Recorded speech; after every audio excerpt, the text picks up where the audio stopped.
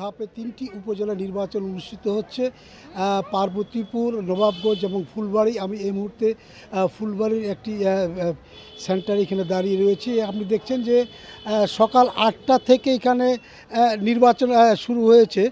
প্রথম অবস্থায় আমরা যেটা দেখছিলাম যে নির্বাচনে যে লোক সংখ্যা বা ভোটারদের উপস্থিতি তেমন ছিল না, কিন্তু বেলা বাড়ার সঙ্গে সঙ্গে ভোটাররা কিন্তু আপনার এই কেন্দ্রে আসতে শুরু করেছেন। আপনাকে একটু জানি আর কি পরিসংখ্যানটা, যে পার্বতীপুর, ফুলবাড়ি ও নবাবগঞ্জ এই 3টি উপজেলায় মোট 27টি ইউনিয়ন এবং 2টি পৌরসভা রয়েছে। মোট ভোটার সংখ্যা 6,51,905 জন। আর মোট ভোট কেন্দ্র রয়েছে 237টি, আর ভোট কক্ষ রয়েছে 1,839টি। এবং আপনি আরেকটি বিষয় হচ্ছে 3টি উপজেলায় 3টি পদে 30 জন প্রার্থী রয়েছেন। এর মধ্যে চেয়ারম্যান প্রার্থী রয়েছেন 10 জন, পুরুষ ভাইস চেয়ারম্যান প্রার্থী 11 জন ও মহিলা ভাইস চেয়ারম্যান প্রার্থী 9 জন রয়েছেন। আপনি দেখছেন যে এই ভোট কেন্দ্রে আপনার পুলিশ এবং আনসার ভিডিপির তারা দায়িত্ব রয়েছে। যে ভোট কেন্দ্রে ভোট তারা দিচ্ছেন।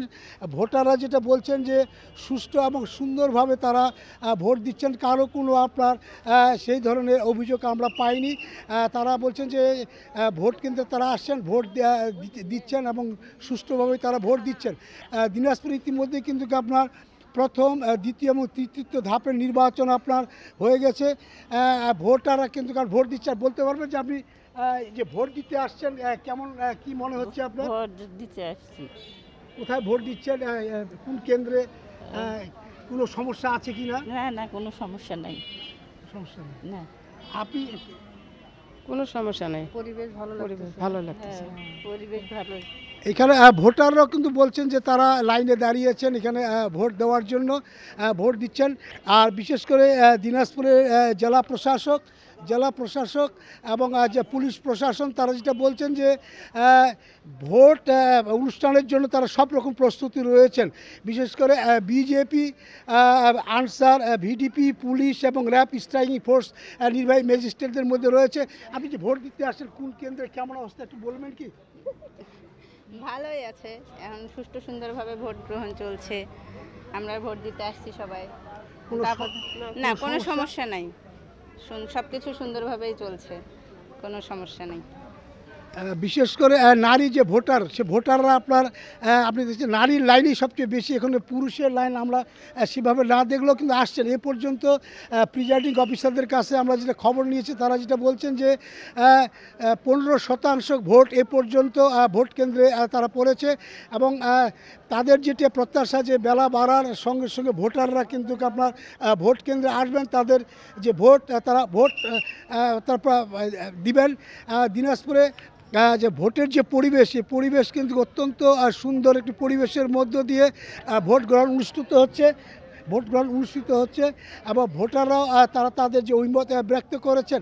আমরা যে আইন শৃঙ্খলা বাহিনীর যারা সদস্য রয়েছেন তাদের সঙ্গেও আমরা কথা বলেছিলাম। তারা বলছেন যে ভোটাররা তাদের কাছে ভোট সুন্দরভাবে তারা দিচ্ছেন এবং ভোটের ব্যাপারে তাদের কোনো সেই ধরনের কোনো অভিযোগ নেই। একজন আইন শৃঙ্খলা বাহিনীর নেতৃত্বে রয়েছেন আমাদের কৃষ্ণবাবু, তিনি তার কাছ থেকে জানতে চাচ্ছি যে আপনাদের ভোট পরিবেশের জন্য বা আইন শৃঙ্খলার যে বিষয়টি সেটা একটু বলেন আমাদের। আমরা এখানে 3 স্তর বিশিষ্ট আইনশৃঙ্খলা বেষ্টনী তৈরি করেছি। গেটে আছে, সামনে মাঠে আছে এবং বুথের সামনে বা আমাদের আনসার এবং আমাদের পুলিশ সদস্য আছে। তারা সার্বক্ষণিক দেখছে যে কেউ এখানে অযথা কেউ যাতে ঘোরাফেরা না করে, সেটা আমরা নিশ্চিত করছি। যারা ভোট দিতে আসছে, ভোট দিয়ে তারা শান্তিপূর্ণভাবে ভোট দিয়ে তারা বের হয়ে চলে যাচ্ছে।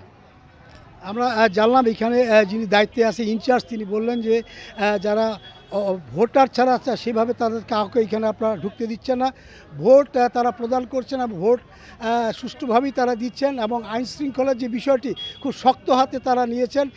কেউ এখানে কোনো আপনার পরিস্থিতি সৃষ্টি করতে পারবে না এবং যারা ভোট দিতে আসছে তারাও কিন্তু এই বিষয়টা কিন্তু খুব ক্লিয়ার করেছেন যে কোনো সমস্যা নেই। আর যারা প্রার্থী আসছেন, প্রার্থীরা কিন্তু এখন পর্যন্ত যারা ভোট যারা দিচ্ছেন তারা সেই অভিমতটাই ব্যক্ত করেছেন।